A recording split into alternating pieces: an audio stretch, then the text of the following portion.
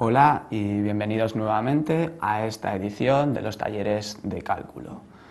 El día de hoy lo que os hablaré será sobre la integral de Riemann, todas sus características y problemáticas. De acuerdo, dejadme que me presente, soy Beñat Oliveira y actualmente estoy estudiando como vosotros Ingeniería Civil en esta Escuela de Caminos de Barcelona en la UPC.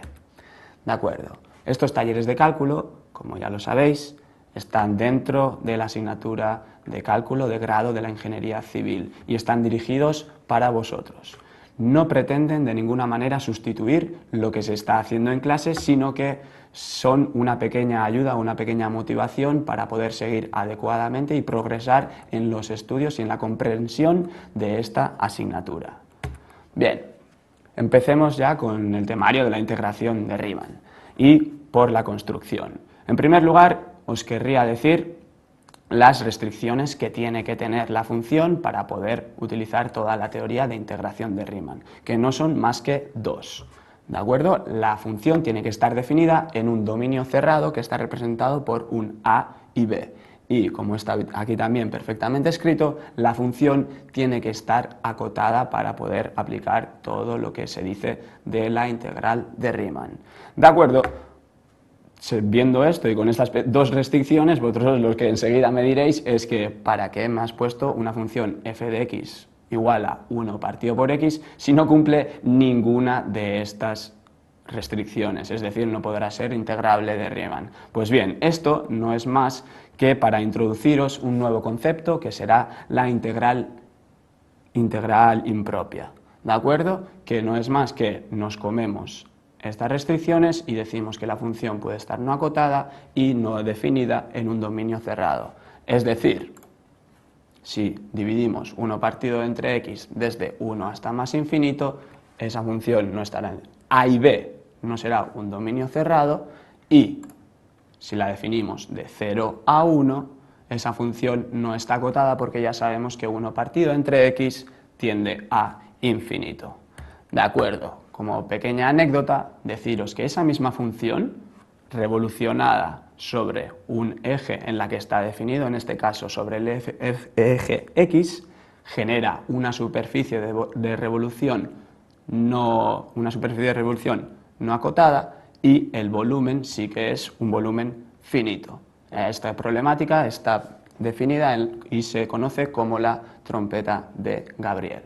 De acuerdo, empecemos ya un poco más avanzando y os definiré perfectamente lo que viene a ser la integral de Riemann. Perfecto. Aquí tenemos una pequeña aplicación en donde movemos nuestro dominio cerrado tanto como queramos y hacemos una discretización de ese dominio. En este caso tenemos 2 puntos, 2, pero si lo subimos empezamos a ver que nuestro dominio va partiéndose y generamos unos rectángulos. Estos rectángulos pueden tener como altura el valor máximo de esa pequeña partición. Es decir, para este rectángulo de base de aquí a aquí tenemos esta altura máxima. Para este de aquí a aquí tenemos esta altura máxima. Eso sería para las cotas superiores. Pero nuestros rectángulos, este mismo rectángulo, podría haberse definido como una cota inferior, ¿de acuerdo? Entonces, para la misma partición, veríamos que la altura es la mínima de la función, de los valores de la función tomados desde A a B', en este caso. Por lo tanto, si nosotros vamos aumentando nuestro número de particiones, la área superior y la inferior irán pareciéndose cada vez más, como vemos. Por lo tanto, tendremos el concepto de integral entendido como una área, como la suma superior de las áreas inferiores, es decir, de las blavas, que irán pareciéndose más y más a la suma superior de los ínfimos, ¿vale? El ínfimo de todos los rectángulos de la parte de arriba. Todo esto llevado al límite, vemos que el valor de las áreas irá pareciéndose cada vez más y la diferencia de ambas irá tendiendo a cero cada vez más hasta obtener nuestro resultado de área final. De acuerdo, Una vez entendido todo eso, vayamos a la explicación de ciertas herramientas que nos facilitarán el cálculo de nuestras integrales.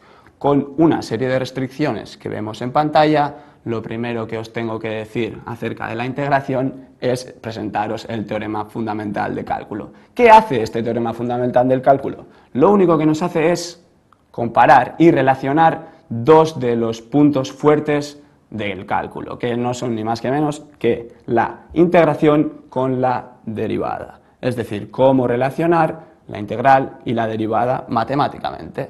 Esto es el primer factor.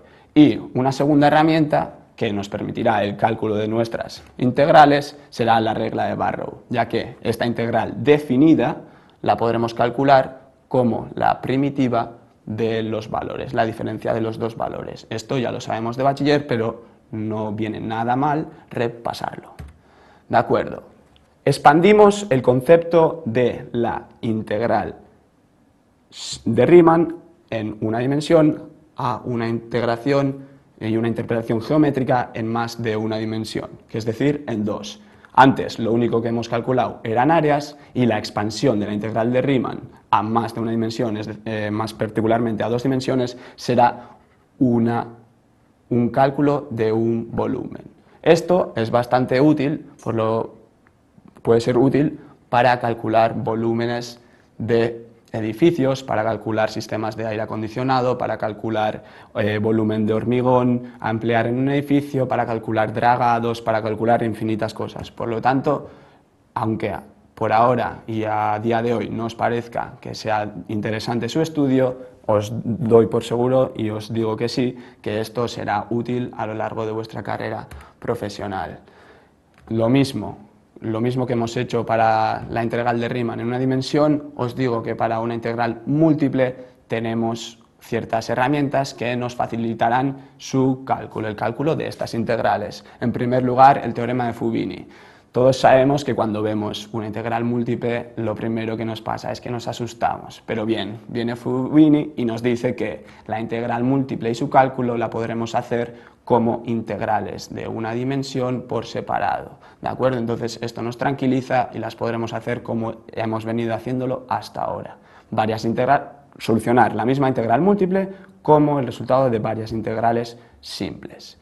Y la segunda herramienta fundamental es el teorema del cambio de variable, que nos permite calcular la integral múltiple de forma que, cambiando su geometría y parametrizándolo de una manera diferente, podremos calcular nuestra integral de forma muchísimo más simple. Y ciertos problemas que a priori nos parecen complicadísimos y su expresión es ciertamente complicada, la podremos simplificar como nosotros veamos óptimo. Aquí tenéis la expresión del teorema de cambio de variable, donde utiliza el jacobiano como pequeña ayuda para cambiar de una base a otra, es decir, de la base complicada a una base más sencilla. Bien, y como cambio de coordenadas múltiple, una de las más típicas y encontramos en mayor abundancia es el cambio de coordenadas a esféricas, es decir, de pasar de x y z a unas coordenadas tipo rho, teta, phi. Bien, este cambio en la literatura aparece de varias y diferentes maneras definidas y el día de hoy nosotros lo describiremos desde el principio a fin cómo hacer este cambio para que nunca más tengáis ninguna duda acerca de su construcción. Bien, procedemos a describir un punto P en nuestro plano X, Y, Z habitual. Bien, aquí nosotros deberemos definir los diferentes ángulos y los diferentes radios con los que tendremos que trabajar en el cambio de coordenadas. Por ejemplo, si para nosotros este ángulo de aquí es teta, podremos definir sin ningún tipo de problema, teniendo en cuenta que aquí arriba tenemos el ángulo recto, es decir, el ángulo de 90 grados, sin ningún problema podremos definir que este lado de aquí será r seno de teta. Y, en cambio, el cateto del lado contrario sería r coseno de teta. Perfecto. Si desplazamos este r seno de teta del aire del z igual a r coseno de teta abajo, a nuestro plano X e Y, podremos definir para un grado o un ángulo φ, definido tal que así, φ, podremos definir que aquí encontraremos R seno de teta, seno de φ, y el cateto contrario tendremos que será R seno de teta, coseno de φ.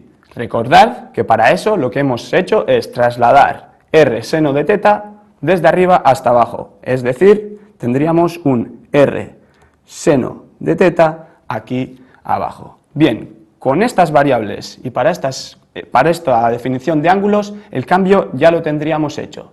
Cosa diferente sería que en vez de teta cogiéramos su complementario, ¿de acuerdo? Pero para estos ángulos es así como construiríamos nuestro cambio de coordenadas, es decir, la X sería R seno de teta coseno de φ, la Y sería R seno de teta seno de φ y la Z sería R coseno de teta. No os preocupéis si en libros o en diferentes libros veis cualquier otra notación. Eso será porque para ellos tanto teta o φ estarán definidos de diferente manera. Pero bien, vosotros si sabéis perfectamente desde el principio cuáles son nuestras R's, nuestras tetas, nuestras φ's, nuestras gammas, cualquier cosa, el cambio lo podréis hacer desde principio a fin sin ningún tipo de problemas.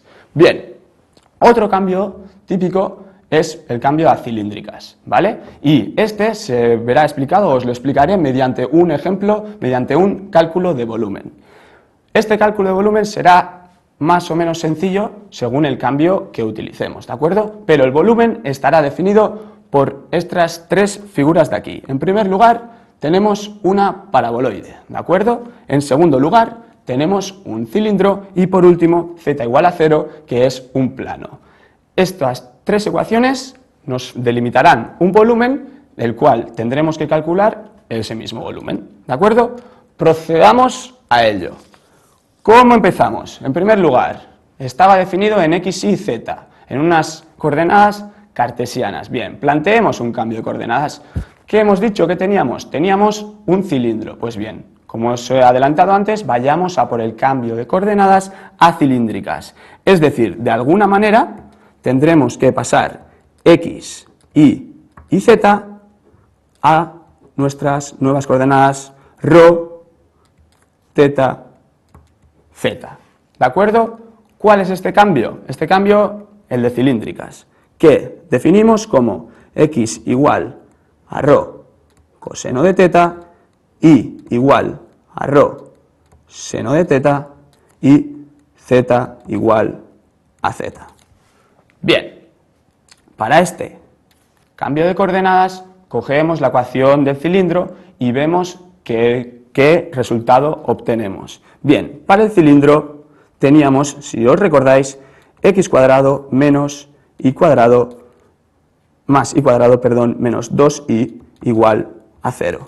Así, y aplicando este cambio de coordenadas, obtenemos que ρ cuadrado coseno cuadrado de teta más ρ cuadrado seno cuadrado de teta menos, sustituyendo todo, 2 por ρ seno de teta igual a 0. Mediante las leyes que hemos utilizado en cálculo aplicando trigonometría, obtenemos que ρ cuadrado es igual a 2 veces ρ seno de teta. Es decir, que ρ es igual a 2 seno de teta. ¿Qué obtenemos así?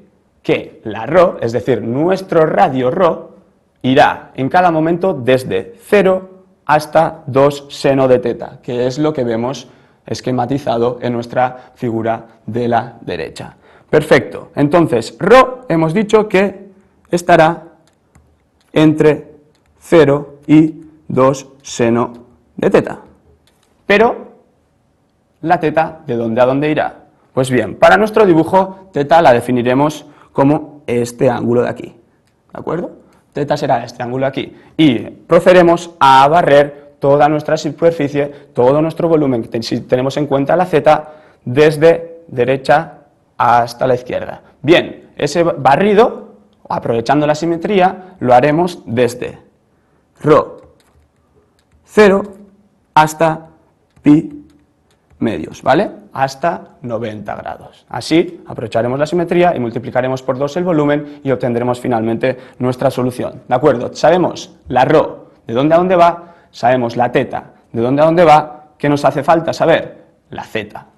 Para ello, procedemos a la siguiente diapositiva y cogemos la ecuación de nuestro paraboloide. Bien, el paraboloide, si recordamos, tenía la forma de z igual a x cuadrado más y cuadrado, z igual a x cuadrado más y cuadrado, perdón. Y de aquí, desarrollando el cambio de coordenadas, obtendremos que z igual a ρ cuadrado por coseno cuadrado de θ más ρ cuadrado de seno cuadrado de θ.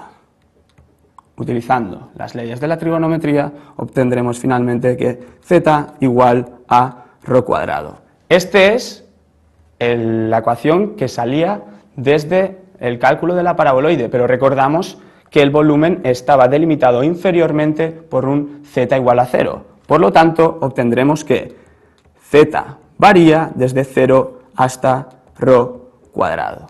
Bien, ya tenemos todo nuestro cambio desarrollado. Finalmente, tendremos que ver cómo queda definido nuestro volumen mediante nuestra integral de varias variables. Para ello, ponemos el volumen igual a la integral dos veces, porque aplicaremos la simetría de 0 a pi medios para el ángulo diferencial de θ, 0 dos veces seno de θ para la diferencial de ρ y 0 ρ cuadrado para la diferencial de z, es decir, para la altura. Y recordad que el cambio de variable no se veía completado hasta que no pondríamos el jacobiano de ese mismo cambio de variable, que en nuestro caso, y para el cambio de coordenadas acilíndricas, será simplemente poner una ρ